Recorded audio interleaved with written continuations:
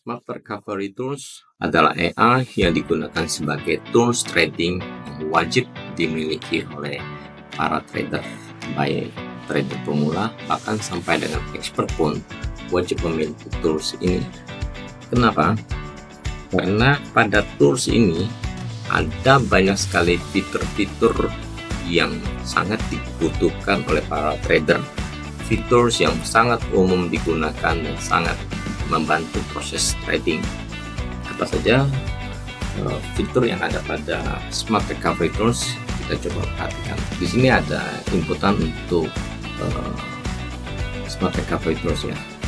Nah, untuk menggunakan yang ini tentu pertama-tama kita harus melakukan input terhadap activation code-nya. Untuk activation code-nya kita bisa dapatkan di websitenya robotop.my.id. Masukkan nomor akun Anda dan kemudian Anda akan mendapatkan nomor kode aktivasi. Dari sini kita bisa perhatikan bahwa ada banyak sekali fitur yang ada pada Smart Recovery Tools ini.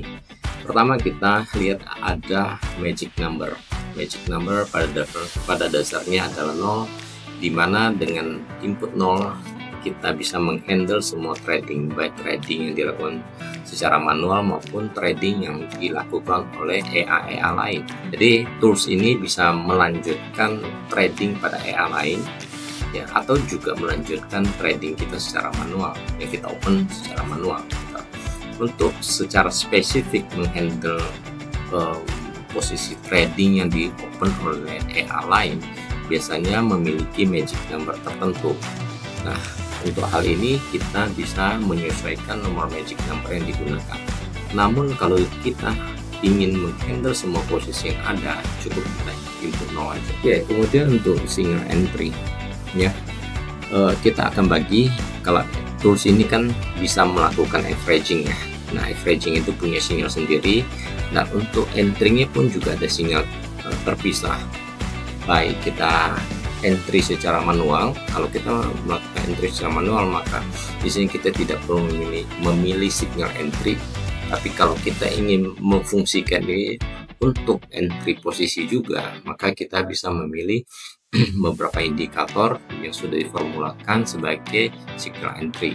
Contohnya di sini ada trend, moving average retrieve, kemudian ada moving average ataupun yang custom indikator. Custom indikator kita masih dalam proses develop, jadi nanti bisa digabungkan dengan indikator custom yang biasa digunakan oleh Bapak Ibu. Nah, kemudian untuk entry posisinya pun kita bisa filter lagi, apakah bisa entry posisi buy dan sell, bisa buy dan sell, atau hanya posisi buy aja, sell aja, atau salah satu buy atau sell. Misalnya kalau sudah open buy maka tidak akan open sell, kalau sudah open sell tidak akan open buy. Nah, itu perbedaan buy or sell dan buy and sell. Kalau buy and sell memungkinkan posisi buy dan posisi sell terbuka, tergantung ada signalnya. Kemudian untuk jam trading atau trading session kita bisa on off. Di sini kalau saya ingin membatasi jam trading, saya bisa on kan, kemudian saya input jam berapa di menit ke berapa untuk start trading dan berakhir di jam berapa dan menit ke berapa. Di luar sesi trading tentunya tidak bisa open posisi baru, tetapi bisa melanjutkan posisi-posisi trading yang sudah ada. Kemudian ada fitur untuk filter news. Filter news juga bisa kita on kan jika kita ingin membutuhkan. Dan di sini kita bisa memfilter news dengan impact, high impact atau medium. Kalau saya pilihnya medium berarti impactnya yang medium termasuk juga high impact gitu.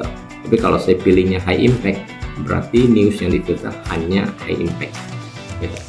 Oke.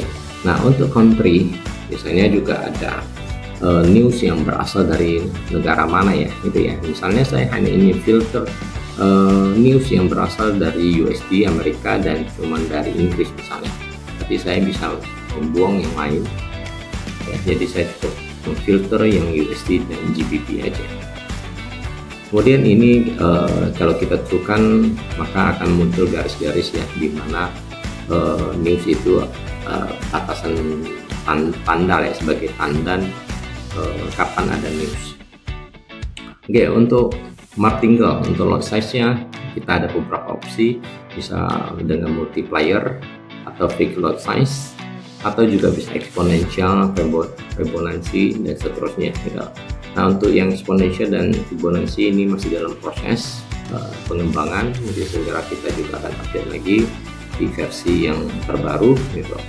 Nah, untuk custom berarti kita menentukan lossesnya dengan deret. Jadi misalnya saya ingin posisi pertama 0,01, seterusnya 0,01, 0,02, ini bisa kita tentukan sendirinya ya. Jadi saya bisa tambahkan lagi, misalnya saya ingin 0,04 gitu atau 0,05 gitu. Nah, misalnya kalau posisi floating itu lebih dari posisi yang ada di sini, maka posisi-posisi berikutnya akan menggunakan losses maksimum 0,05 gitu ya. Kemudian di sini juga ada initial balance. Initial balance itu sebagai dasar atau patokan bila kita menggunakan target dalam bentuk persen atau cut loss dalam persen. Yang akan dijelaskan di bawah nanti. Oke, untuk take profitnya sendiri bisa kita tampilkan atau kita hidden ya. Jadi bisa ditampilkan atau di hide. Nah, kemudian take profit ini juga kita bagi dalam beberapa kelompok ya, gitu ya, beberapa kelompok. Misalnya take profit pertama ini dengan jarak 25 pips. Oke. Nah, ini kelompok pertama itu sampai dengan 4. Jadi bila ada posisi trading 1 atau 2 atau 3 atau 4 ya, masih akan menggunakan dengan jarak take profit 25 pips.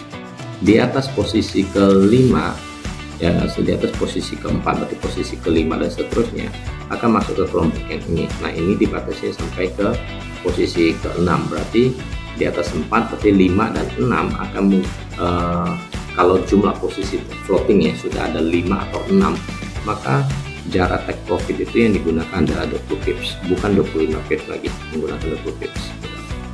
Oke, kalau posisi floating lebih dari 6 berarti masuk kategori yang ini ya, misalnya 7 posisi atau 8 posisi, maka take profit yang digunakan menggunakan 15 pips. Oke, nah, angka-angka ini semua bisa kita ubah ya, sesuai dengan kebutuhan kita gitu. Begitu seterusnya. Kalau di inputnya 0 berarti tidak ada batasan gitu ya, tidak dibatasin jumlahnya. Kalau misalnya saya inputnya 10 berarti batasnya sampai dengan 10 posisi menggunakan jarak 10 pips. Nah, kalau 0 berarti tidak ada batasan, misal posisi ke 20, 30 tetap menggunakan jarak 5 pips. Oke, itu tentang take profitnya. Kemudian untuk stop loss sendiri juga bisa kita tampilkan atau kita hide. Kemudian patokan perhitungan stop loss itu biasanya kita menggunakan harga break even ya, BEP-nya, atau bisa juga menggunakan harga open berdasarkan harga opennya ya. Jadi tergantung kebutuhan kita atau strategi trading kita. Umumnya sih menggunakan jarak yang berdasarkan break even ya, harga break even ya gitu ya. Dan di sini kita tentukan jarak SL nya. Nah, karena ini menggunakan strategi averaging, jarang sekali orang menggunakan stop loss ya. Tapi kalau seandainya kita ingin membatasi kerugian, kita bisa aktifkan ini, kita bisa input stop lossnya. Kalau stop lossnya 0 artinya tidak ada stop loss. Oke, ini averagingnya sendiri juga bisa kita on off kan. Kalau saya off kan berarti AI ini menjadi single shot. Oke. Kalau saya on kan, dia akan lakukan averaging, dia akan buka layer-layer berikutnya dengan jarak layer juga bisa kita tentukan di sini jarak layer ya. Ini maksimum layernya. Kemudian ini open when new candle, berarti perhitungan untuk membuka layer berikutnya itu akan diproses pada saat perpindahan ke candle baru. Begitu buka candle baru akan dicek apakah jarak yang memenuhi persyaratan yang ditentukan di sini, apakah juga memenuhi signal yang ditentukan ya. Jadi untuk buka posisi averaging juga berdasarkan signalnya juga bisa dipilih, apa menggunakan yang trend moving average retrieve atau menggunakan bounded MA atau menggunakan yang indikator custom. Ini juga belum tersedia ya untuk custom indikator gitu. Jadi untuk open posisi itu ada dua ya signalnya. Signal yang di sini adalah untuk posisi averaging ya, dan di atas juga ada entry signal Ini untuk posisi open pertama kalinya. Nah, open pertama kalau kita mau kombinasikan dengan manual, berarti entry posisi pertamanya kita pilih no signal ya, jadi tidak menggunakan signal dari EA gitu. Tetapi untuk averagingnya kita bisa menggunakan misalnya trend MA retrieve. Oke. Nah, kemudian ini adalah jarak averagingnya. Pada prinsipnya sama seperti yang saya jelaskan untuk take profit ya. Jadi untuk posisi ke layer yang kedua sampai dengan layer kelima, berarti ada 4 posisi ini. Nah, ini akan menggunakan jarak 15 pips. Oke. Nah, begitu buka posisi ke-6 ya, akan menggunakan layer berikutnya lagi. Jadi kita bisa tentukan di sini jarak-jaraknya di sini semuanya. Oke, itu untuk layer. Kemudian ada lagi fitur smart hedgingnya. Jadi kita bisa on off kan juga hedgingnya. Nah, hedging ini memang kadang-kadang bisa kayak pisau bermata dua ya. Kadang-kadang sangat membantu mengurangi floating, tapi terkadang juga bisa terjebak. Justru hedging ini akan menjadi beban juga gitu. Ini harus cukup hati-hati menggunakannya. Dan smart hedging ini kalau saya on kan ya, dan dia akan aktif pada posisi floating ke-6 ya. Kalau saya isi 6 berarti bila sudah ada 6 posisi floating, maka mode hedging ini juga sudah aktif. Oke. Nah, ini untuk menentukan besarnya lot size 25% dari total floating lot. Jadi kalau misalnya saya punya posisi buy lagi floating, total lotnya misalnya 0,10, dan berarti hedgingnya adalah membuka posisi sell dengan lot size ada 25% dari 0,10 tadi. Nah, dari masing-masing posisi hedging itu, kemudian kalau misalnya terjadi profit sebesar 200 pips, dia akan take profit. Jadi ini per posisi yang profitnya terbesar akan di close terlebih dahulu. Itu kira-kira seperti itu. Kemudian ini adalah fitur trailing stop. Trailing stop mungkin sudah cukup umum ya. Kita tinggal kita on off kan aja. Kemudian untuk target dan risk management ya. Jadi selain kita menggunakan jarak untuk berapa pip untuk take profitnya, atau juga kalau kita aktifkan stop lossnya, selain itu juga kita bisa membatasi resiko ataupun target kita dengan menggunakan target profit. Target profit ini bisa dalam persentase atau dalam US dollar. Begitu juga untuk cut loss-nya juga dalam persen ataupun US dollar gitu. Nah, kemudian ada lagi adalah daily target. Daily target juga sama ya, bisa dengan US dollar ataupun dengan persentase ya. Dan ini dihitung dari initial balance. Initial balance itu bukan balance kita yang berjalan, tapi initial balance yang kita sesuaikan dengan input di sini. Initial balance ya, di sini untuk initial balance di sini. Jadi angka di sini sebisanya disesuaikan dengan balance yang kita gunakan gitu. Oke. Kemudian kalau target daily ini tercapai, target daily yang target ya by US dollar maupun persen dalam bentuk percentage, risknya juga sama. Kalau hal ini tercapai gitu kan, maka EA akan stop trading dan akan trading lagi di esok harinya gitu. Oke. Tapi kalau target-target atau kalau di sini yang 4 yang di atas ini, EA tetap berjalan. Sedangkan kalau yang daily dia akan stop dan baru akan aktif lagi di hari berikutnya, karena yang disebut ya, dan di sini yang dihitung adalah target atau maksimum loss harian. Data yang digunakan adalah data yang sudah close, posisi yang sudah close, plus dengan data floating yang berjalan. Jadi kita akan hitung juga data historik dalam hari yang sama, berapa banyak yang sudah di close baik profit maupun loss, untuk menentukan daily targetnya atau daily risknya. Kemudian yang lain adalah untuk maksimum slippage, kemudian juga spreadnya. Nah, ini juga bisa disesuaikan sesuai dengan pair yang kita gunakan dan broker yang kita gunakan. Biasanya angka ini sangat berbeda ya gitu. Oke. Kemudian tadi ini ada kode activation yang bisa kita dapatkan melalui website robot.myder.id. Masukkan nomor akun yang digunakan, kemudian akan diberikan nomor atau kode aktivasinya. Yang lain ini sifatnya informasi aja untuk mempercantik visual pada saat EA ini terpasang. Oke, ini saya contoh saya oke. Maka di sini akan ada panel yang muncul. Nah, panel ini bisa kita manfaatkan. Oh ya, di sini udah muncul newsnya, beritanya gitu. Ini panel bisa kita geser-geser ya. Kita geser-geser atau kita minimize. Kita buka lagi, kita bisa geser. Oke, saya perlu jelaskan sedikit bagaimana menggunakan panel ini. Ya, kita bisa atur CC di sini.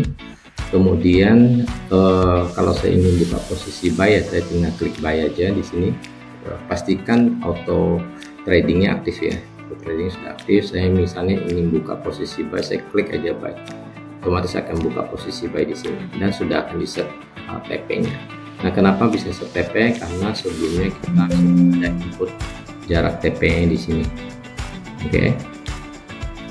Nah, kalau saya ingin close, saya langsung close ini, nggak bisa ya, gitu ya. Posisi buy ini bisa close atau ya, kita harus cek dulu ya, checklist ini dulu. Jadi ini memang sebagai pengaman supaya tidak sampai tidak sengaja ke klik tidak ke close. Ya, ini contoh seperti ini, saya close ya, sudah ke close. Oke, posisinya sudah ke close. Oke. Nah, kemudian di sini ada garis putih ini. Garis putih ini ada fungsinya, kita bisa double klik terus kita bisa geser-geser. Jadi kalau kita lihat ini ada buy limit, sell stop. Kalau saya geser ke atas dia menjadi buy stop, sell limit. Artinya kalau garisnya di sini saya bisa tekan tombol buy stop dan sell limit atau sell limit. Misalnya saya mau buy stop di area ini, saya tinggal klik buy stop. Oke. Nah, saya tinggal klik buy stop aja, nanti akan terpasang posisi buy stopnya. Oke, ya kan, biar seperti ini. Jadi kalau saya ingin pasang posisi lain lagi, saya bisa tarik lagi, pindahkan lagi ke area yang lain. Oke, atau cara lain kita bisa pasang garis horizontal. Misalnya saya ingin pasang di area sini untuk buy limit, saya taruh di sini, saya double klik, saya ke propertiesnya. Buy limit itu saya ketik B limit kan LI buy limit gitu ya. Kalau size nya misalnya saya ingin 0,03 ya, seperti ini, dan saya tinggal oke aja, otomatis akan ada standby buy limit ya dengan lot 0,03. Jadi pada saat harga turun menyentuh garis ini, otomatis akan membuka posisi buy dengan lot 0,03 gitu ya. Kenapa kita lakukan seperti ini? Kenapa nggak simple aja saya klik di sini, kemudian saya klik di sini, saya langsung posisi buy limit yang mungkin lebih sederhana gitu ya. Nah, perbedaannya adalah kalau saya pasang seperti ini, maka posisi yang kebuka tidak bisa kita setting magic number dan itu akan terdeteksi sebagai auto manual. Tapi kalau kita menggunakan line-line seperti ini akan terdeteksi sebagai posisi yang dibuka oleh EA, bisa kita tanamkan misalnya kayak magic numbernya juga bisa kita masukkan di situ seperti itu. Oke. Nah, fitur lainnya kurang lebih bisa kita explore, kita coba-coba gitu. Kira-kira seperti ini cara kerja dari Smart Recovery Tools. Oke, kalau masih ada pertanyaan atau apa, mungkin bisa kontak langsung ke tim CS kita untuk informasi lebih lanjut dan cara pemakaiannya atau bagaimana mengakses EA ini. Oke, thank you. Sampai ketemu lagi di update berikutnya.